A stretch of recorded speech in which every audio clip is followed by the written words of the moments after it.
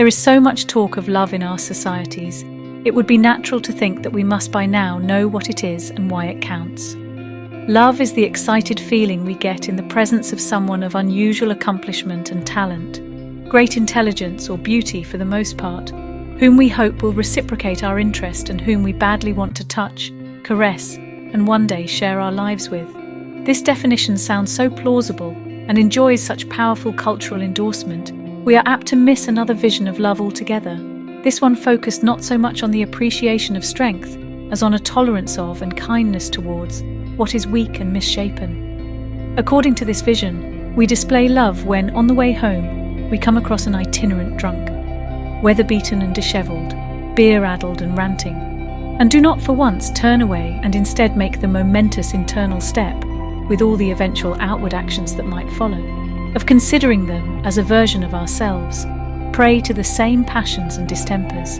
visited by the same longings, upset by similar losses, and worthy of their own share of compassion and tolerance. We show love too when we see a well-dressed person shouting grandly and imperiously at an airport, filled with self-righteousness, apparently bloated on their own self-regard, and do not dismiss them immediately as insane or entitled, but instead take the trouble to see the frightened, vulnerable self beneath the bluster. When we grow curious as to the sickness of the soul that might be operating just below the surface, and are able to wonder what has hurt them, and why they might be so scared. We show love when we see a small child throwing themselves on the floor in the aisles of a supermarket, shouting that they want it again and again, and do not focus only on how inconvenient it is to steer our trolley around them, and how piercing and maddening their screams are, but also feel how much we understand their frustration, and would want to tell them that their pain is in its general form ours too, and that we would also like to rest against a kindly adult's chest, and hear I know, until the pain ebbs. However many songs celebrate the act, it is no particular feat to love someone who is on their best behaviour,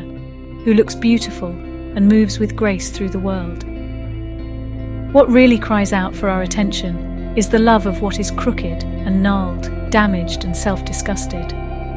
In this definition, love is the effort required to imagine oneself more accurately into the life of another human who has not made it in way easy to admire or even like them.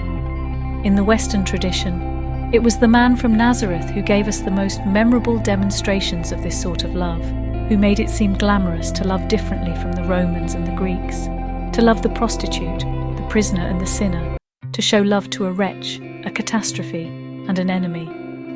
To extrapolate from the approach, a truly Christian dating app would not merely highlight the beautiful and the dazzling. It wouldn't allow us to swipe away every slightly displeasing person at a stroke, but would instead stop us arbitrarily at photographs of hugely challenging figures, malodorous lepers, shocking reprobates, and would command with all the authority of divine intonation, love, here where it would feel so natural and so easy to hate, your duty is to love.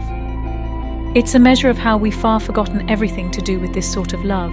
how committed we are to love as admiration, that such a command would sound so peculiar and so laughable. Yet we might say that nothing is more important than this love, that this is the love that rescues nations from intolerance, that pauses wars, that halts recriminations, that calms furies, and that allows civilization to continue. True love involves precisely not giving someone what is their due, but giving them what they need in order to survive.